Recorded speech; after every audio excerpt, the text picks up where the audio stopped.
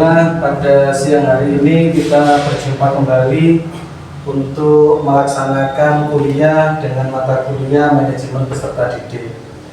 Anak-anak, bagaimana kabarnya hari ini? Alhamdulillah sehat. Alhamdulillah sehat. Semangat ya. Ya. Kita akan belajar tentang manajemen peserta didik. Kita buka dengan bacaan suratul Fatihah. Semoga pembelajaran pada siang hari ini berjalan lancar dan ilmu yang diperoleh semoga menjadi ilmu yang bermanfaat. Ila hadratin Nabi Mustafa Rasulullah Muhammad sallallahu alaihi wasallam wa ala alihi wa ashabihi wa azwajihi wa dzurriyyatihi wa baitihi ajmain. Wa ila hadratin Muhammad wa jasadi seluruh mahasiswa-mahasiswi yang di kelas ini serta kedua orang tua dan juga seluruh keluarga. Al-Fatihah. A'udzubillahi minasyaitonirrajim. Bismillahirrahmanirrahim. Alhamdulillahirabbil alamin. Ar-Rahmanirrahim. Maliki yaumiddin. Iyyaka na'budu wa iyyaka nasta'in. Ihdinas siratal mustaqim. Shiratal ladzina an'amta 'alaihim ghairil maghdubi 'alaihim waladdallin. Amin. Baiklah. Untuk selanjutnya saya absen dulu. Yang pertama Mas Hamid hadir ya. Mas Nurman hadir. Mbak Mila hadir. Mas Rian hadir. Mbak Ayu Anjani hadir. Mbak Nur Hayati hadir. Mbak Dinda hadir. Mbak Asna hadir. Mbak Sri Handayani hadir. Alhamdulillah hadir semua ya. Baiklah, selanjutnya langsung kita ke materi, yaitu tentang manajemen peserta didik. Apa sih manajemen peserta didik itu? Nanti kita jelaskan. Yang pertama, ini tujuannya ya. Jadi tujuan kita mempelajari manajemen peserta didik setidaknya ada 3 hal. Yang pertama, diharapkan mahasiswa mampu untuk menganalisa kebutuhan peserta didik. Jadi kebutuhannya siswa itu apa saja nanti dianalisa, kemudian dibuat programnya, setelah itu diterapkan. Jadi masing siswa itu kan beragam, peserta didik itu beragam karakter, beragam kemampuannya, beragam keinginannya, minat dan bakatnya, cita-citanya, itu dianalisa semua. Kemudian nanti kita baru merancang satu program pembelajaran. Yang kedua yaitu mampu menyusun kegiatan program kesiswaan. Jadi setelah kita bisa mengidentifikasi, kita bisa menganalisa kebutuhan, langkah selanjutnya adalah membuat program.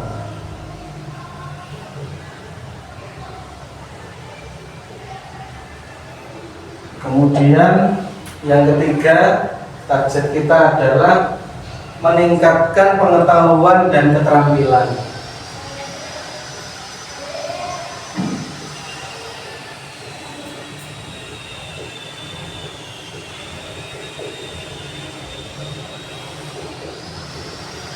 Biar ada bedanya siswa itu sebelum belajar sama sesudah belajar, sebelum kita ajar dan sesudah kita menyampaikan materi. Jadi kita perlu untuk melihat kemampuannya itu bertambah, keterampilannya juga bertambah. Kemudian seterusnya, pendahuluan ya. Apa sih manajemen peserta didik itu? Manajemen peserta didik adalah aspek penting dalam dunia pendidikan. Kenapa? Karena dengan kita mengetahui manajemen peserta didik, maka kita akan bisa meningkatkan kualitas pendidikan di sekolahan yang kita ajar. Yang awalnya misalkan Al-Quran AA, baba, kemudian bisa membaca Al-Quran, surat-surat pendek, hafal surat-surat pendek. Itu ada peningkatan-peningkatan itu yang nanti kita harapkan dari perkuliahan ini. Kemudian pengertian manajemen peserta didik. Apa sih manajemen peserta didik itu? Manajemen peserta didik adalah suatu proses yang terdiri dari perencanaan, pengorganisasian, pelaksanaan, pengendalian kegiatan yang berkaitan dengan peserta didik untuk mencapai tujuan pendidikan.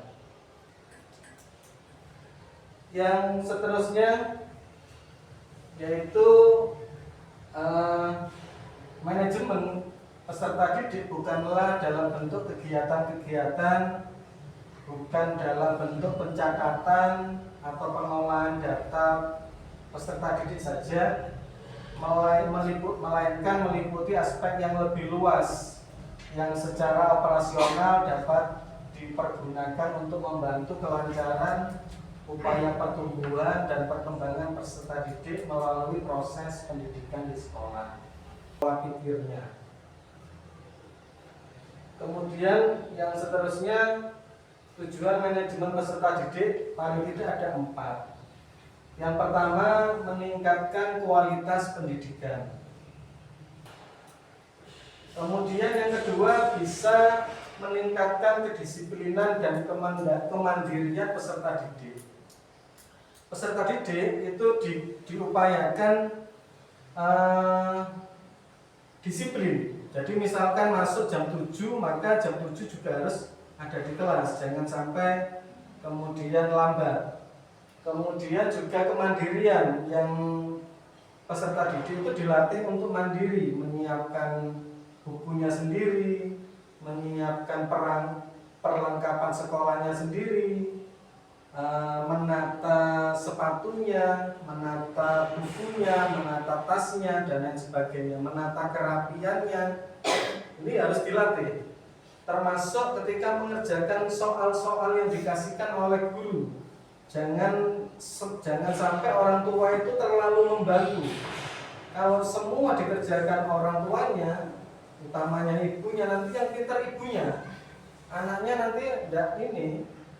Ya pacet aja nggak iso gitu. Jadi ibu hanya mendampingi, misalkan ada tugas, ada PR, atau guru hanya mendampingi, kemudian mengarahkan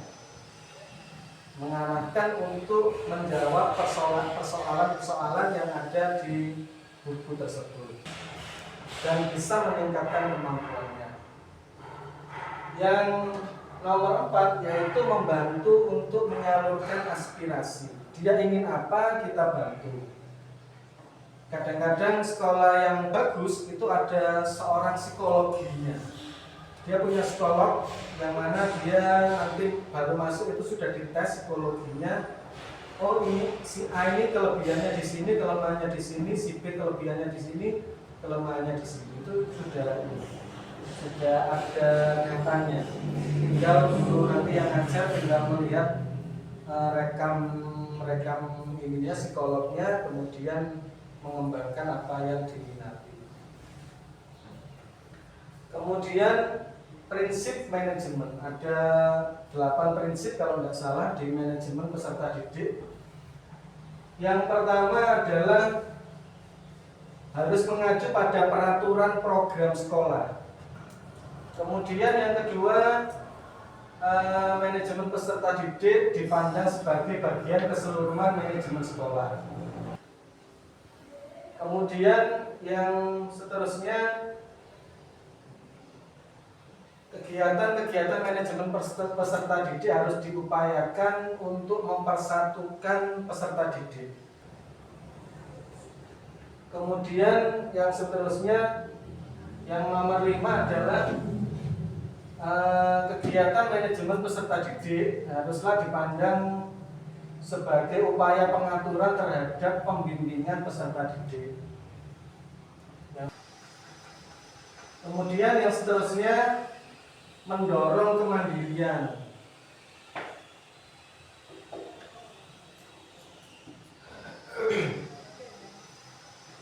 mendorong kemandirian. Jadi siswa itu diupayakan bisa mandiri sehingga nanti ketika lepas dari orang tua, jauh dari orang tua, dia bisa mengatasi masalahnya sendiri.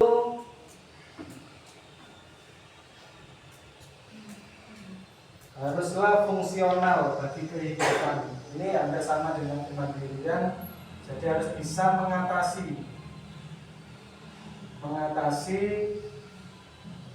aslinya mengetahui tugas kita, kemudian bagaimana caranya untuk mengerjakannya dan selesai. Kemudian ini proses manajemen peserta didik, ada 4 tadi prosesnya. Yang pertama perencanaan, ini tadi perencanaan, kemudian pelaksanaan, kemudian pengevaluasian. Jadi ada 3, direncanakan dulu, setelah direncanakan kemudian dilaksanakan, setelah dilaksanakan baru dievaluasi ada kurang apa dari kegiatan yang semester lalu, sehingga itu bisa buat bahan kajian, buat bahan masukan untuk pembelajaran semester berikutnya. Biasanya kalau di sekolah itu ada rapat kerja. Jadi setiap awal tahun atau mau memasuki awal tahun itu kita raker. Raker itu kita membedah. Semester tahun kemarin itu kita punya program apa saja, kemudian sudah terrealisasi berapa persen program-program itu, yang realisasinya masih minim di bawah 60%. Nah itu kita kaji, kenapa kok bisa minim, kenapa tidak terlaksana. Kita evaluasi, kemudian kita buat program baru dan diterapkan di tahun berikutnya. Tahun berikutnya juga seperti itu, nanti dievaluasi lagi, ada kekurangannya kita tambah, ada lebihnya ya tidak apa-apa, malah lebih bagus. Harapannya apa? Karena kenapa kok selalu ada evaluasi, ada program baru? Karena tuntutan zaman itu dari masa ke masa beda-beda. Dulu kurikulumnya apa, sekarang kurikulum merdeka. Ganti presiden, ganti menteri, kurikulum merdeka sudah dihilangkan, sekarang jadi kurikulum deep learning atau kurikulum merdeka yang disempurnakan atau apa namanya. Jadi karena dunia itu berkembang, kemudian IT juga berkembang, sehingga harus mengikuti tuntutan zaman. Kemudian yang seterusnya fungsi manajemen pendidikan. Ada 3 fungsi setidaknya. Yang pertama adalah pengembangan individu. Pengembangan individu. Jadi harus dikembangkan.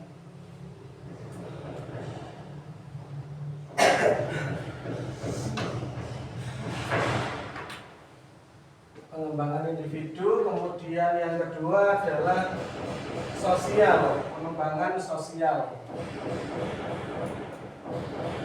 Jadi manusia itu kan, peserta didik itu kan makhluk yang sosial, makhluk yang dia tidak bisa berdiri sendiri.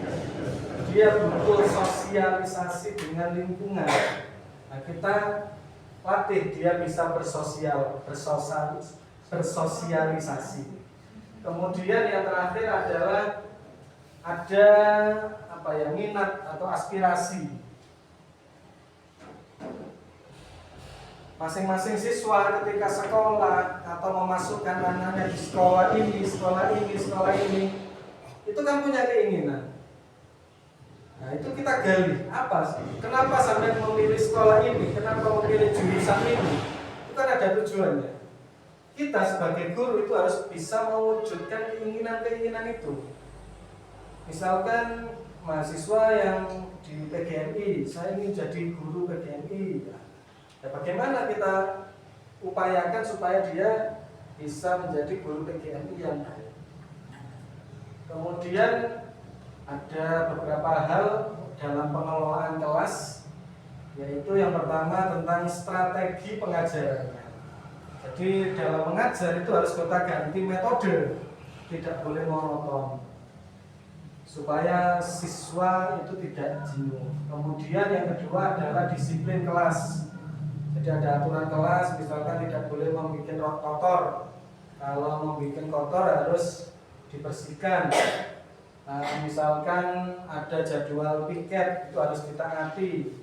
Misalkan apalagi, pokoknya kelas itu harus disiplin, siap untuk menerima pelajaran. Yang seterusnya yang ketiga adalah kerjasama di kelas. Jadi masing-masing itu harus kerjasama, tidak boleh ada yang acuh dengan kelasnya. Nah, sudah kesimpulan dari penjelasan yang saya paparkan panjang lebar, mungkin sekitar 15 menit. Kesimpulannya ini.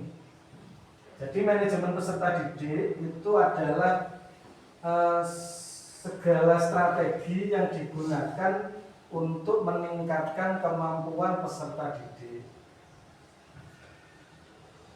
Manajemen peserta didik ini untuk bisa lebih efektif itu harus ada kerjasama dengan orang tua, harus ada kerjasama dengan staf sekolah, harus ada kerjasama dengan lingkungan sekolah. Jadi semua yang terlibat dalam pembelajaran itu harus dilibatkan. Di sekolah itu ada komite itu seperti penasehat. Jadi kadang-kadang kekurangan sekolah itu bisa dilihat dari orang luar yang dalam kadang-kadang kurang peka, sehingga butuh komite, butuh saran dari orang tua, atau butuh masukan. Jadi misalkan si A ini punya anaknya ini punya kelebihan apa, ini mungkin bisa dikonsultasikan, sehingga guru yang ngajar itu bisa mengetahui, oh anak ini tidak suka ini, oh anak ini minat di ini, oh anak ini seperti ini. Jadi ketika sudah ada data yang masuk pada guru, itu lebih mudah untuk langsung beradaptasi. Kemudian juga dengan staf administrasi atau TU itu juga butuh untuk kelengkapan peserta didik. Itu tadi paparan saya panjang lebar tentang manajemen peserta didik. Yang seterusnya saya buka pertanyaan, mungkin ada yang ingin bertanya, saya persilahkan. Silakan, Mas Hamid, mau bertanya? Atau sudah dipahami? Sudah dipahami semua? Bisa dicerna?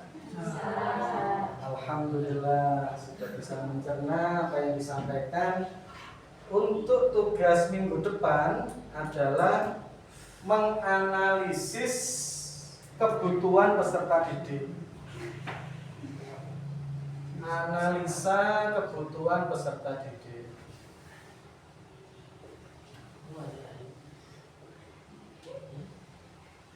Silakan dicari di buku-buku, di jurnal, atau terjun langsung ke lapangan. Apa sih kebutuhan peserta didik yang harus kita penuhi?